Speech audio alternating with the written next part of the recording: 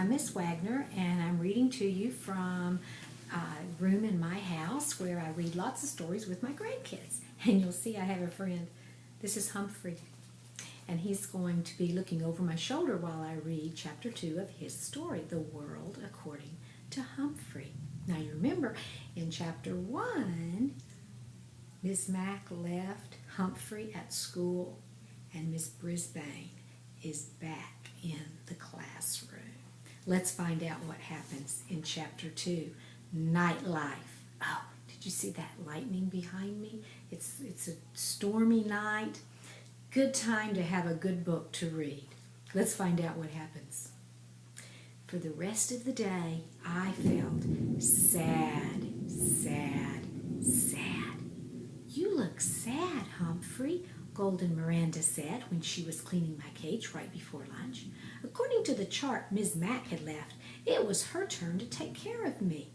Thank goodness. Miranda was the best cage cleaner and never said yuck.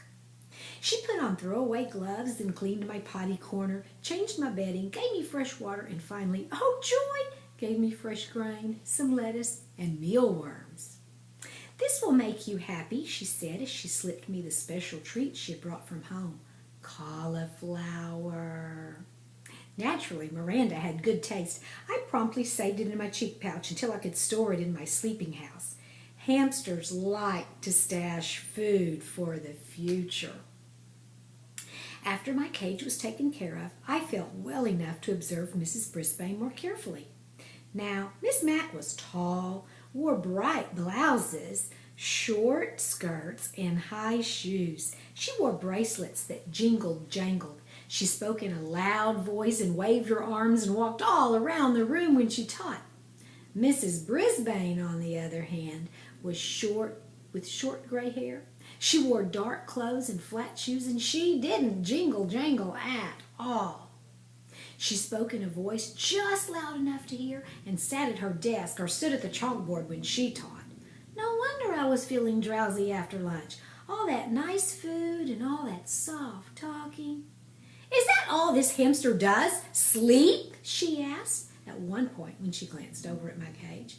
Well, he's turnal, replied Raise Your Hand Heidi Hopper. Raise your hand, Heidi, said Mrs. Brisbane. What's turnal? You know, turnal. He sleeps during the day, said Heidi. I was wide awake now. Nocturnal, I squeaked. Hamsters are nocturnal. Oh, you mean nocturnal, said Mrs. Brisbane, almost as if she had understood me. She turned and wrote the word on the board. Can anyone else name an animal that's nocturnal? Owl, said Heidi. Raise your hand, Heidi, said Mrs. Brisbane. But that is correct. An owl is nocturnal. Anyone else? A voice shouted, My dad. Mrs. Brisbane looked around. Who said that? He did. AJ. Garth Tugwell pointed at AJ. Both boys sat at the table nearest to my cage. What about your dad? Mrs. Brisbane asked. AJ squirmed in his seat. Well, my mom always says my dad is nocturnal because he stays up so late watching TV. Stop giggling, Gail and a few other students snickered. Mrs. Brisbane didn't crack a smile. Her use of the word is correct, she said, though technically humans are not nocturnal. Any others? Eventually the class came up with more names of nocturnal animals like bats and coyotes and possums, and Mrs. Brisbane said that the class would be learning more about animal habits later in the year. If she'd just look at me, she could learn a lot, but I noticed for the rest of the day that Mrs. Brisbane stayed far away from my cage, as if I had a disease or something. She read a mighty fine story to us in the afternoon, though. In fact, I couldn't get back to my nap afterward. It was about a scary house and these scratching noises and a ghost. Thump, thump, thump. The ghost came down the hall. Oh, I had shivers and quivers. I have to say, Mrs. Brisbane knows how to read a story. Her voice changed and her eyes got wide, and I forgot about her gray hair and her dark suit. To squeak the truth, my fur was on end. The story had a funny ending. because it turned out the ghost wasn't a ghost at all. It was an owl. At the end of the story, everybody laughed, even Mrs. Brisbane. I was beginning to think that life with this new teacher wouldn't be so bad, but I changed my mind when the bell rang at the end of the day and all my classmates raced out of the room, leaving me alone with her. She erased the chalkboard and gathered up her papers. I could tell that we'd be going home soon. Suddenly I began to worry. What if Mrs. Brisbane lived in a scary house with spooky noises and a thumping ghost? Or even worse, what if Mrs. Brisbane had a scary pet, like a dog? My mind was racing as fast as I was spinning my wheel when she finally approached and looked down at me, frowning. "Well, you're on your own now," she said. With that, she closed the blinds and walked away. But I heard her mutter, "Rodent," under her breath. She left the classroom and closed the door. She left me alone, all alone in room 26. I had never been alone before. As the room slowly grew darker and quieter, I thought back to the happy times at Ms. Mack's apartment. There were always cheery lights on and music and telephone talking and, oh dear, during the day, I never noticed how the clock on the wall ticked off the seconds one by one, very loudly. Tick, tick, tick. I was feeling sick, sick, sick. I wondered if there were any owls around room 26 or ghosts. I tried to pass the time by writing in my notebook about Petarama and my days at Ms. Mack's apartment. Writing took my mind off my jittery nerves, but eventually my writing paw began to ache and I had to stop my scratchings. If only I could roam free as I had at Ms. Mack's apartment. Then I remembered the lock that doesn't lock. It only took a few seconds to jiggle the door open. I skittered across the table. Then, grasping the top of the table leg tightly, I closed my eyes and slid down to the ground. Ah, freedom. I dashed along the shiny floor. I darted between the tables and chairs. I stopped to nibble a peanut underneath Stop Giggling Gail's chair. It tasted delicious and made the coolest crunching sound. I chewed and chomped and gnawed and nibbled, and when I stopped, I heard the sound. Thump, thump, thump. Just like the story Mrs. Brisbane had read us. Thump, thump, thump. Closer and closer down the hall, coming toward room 26. Then rattle, scratch, rattle, scratch. Thump, thump, thump.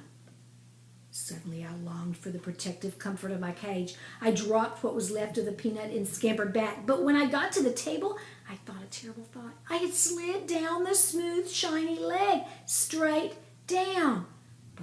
How was I going to climb up again? I flung myself against the table leg, grabbed on, and pushed up, up, up. But I had only made a little progress when I began to slide down, down, down. I was right back where I'd started. The rattling got louder. The sounds weren't coming toward room 26 anymore. They were coming in room 26. Just then I noticed a long cord running down from the blinds. Without hesitation, I leaped up and grabbed the cord and began swinging back and forth. My stomach churned and I wished I'd never touched that peanut. But with each swing, I got a little higher off the ground. As soon as I saw the edge of the table, I closed my eyes and dived toward it. Whoosh! I slid across the table and scampered into the cage. As I pulled the door behind me, I was suddenly blinded by light. The something had turned on the lights and was clomping across the floor. It was huge and heavy and coming right toward me. Just then my eyes adjusted to the light and I saw the thing. It was a man. "Well, well, who have we here? A new student?" a voice boomed. The man was smiling down at me. My, that was a lovely piece of fur across his upper lip. A nice black mustache. He bent down to peer in at me. "I'm Aldo Amato, and who are you?" "I'm Humphrey." "And you scared me half to death," I told him. But as always, all that came out was squeak, squeak, squeak. Aldo squinted at the sign on my cage. "Oh, Oh, you're Humphrey. Hope I didn't scare you half to death, he said with a laugh. I've just come to clean the room. I come every night. But where have you been? He said. He rolled up a big cart with a bucket and mops and brooms and all kinds of bottles and rags on it. Oh, that's right, he replied as if he were having a real conversation with me. Mrs. Brisbane came back today. She's a good teacher, you know, Humphrey. Been teaching here a long time. Wish I'd had a good teacher like her. Say, do you like music, Humphrey? Squeak, squeak, squeak. I tried to tell him I love music almost as much as I love Miss Mac. Suddenly a song came blasting out of the radio on his cart, and he set to work, sweeping, mopping, moving desks, dusting. But Aldo Amato didn't just dust and mop. He spun and swayed, he hopped and leaped, he twisted and twirled. How do you like the floor show? Aldo asked me as he grasped the mop like a dancer holding his partner. Get it? It's a floor show, 'cause I'm cleaning the floor. Then Aldo roared the biggest roar of a laugh I'd ever heard. His big mustache shook so much I thought it might fall off. You like that? I'll show you real talent, Humphrey.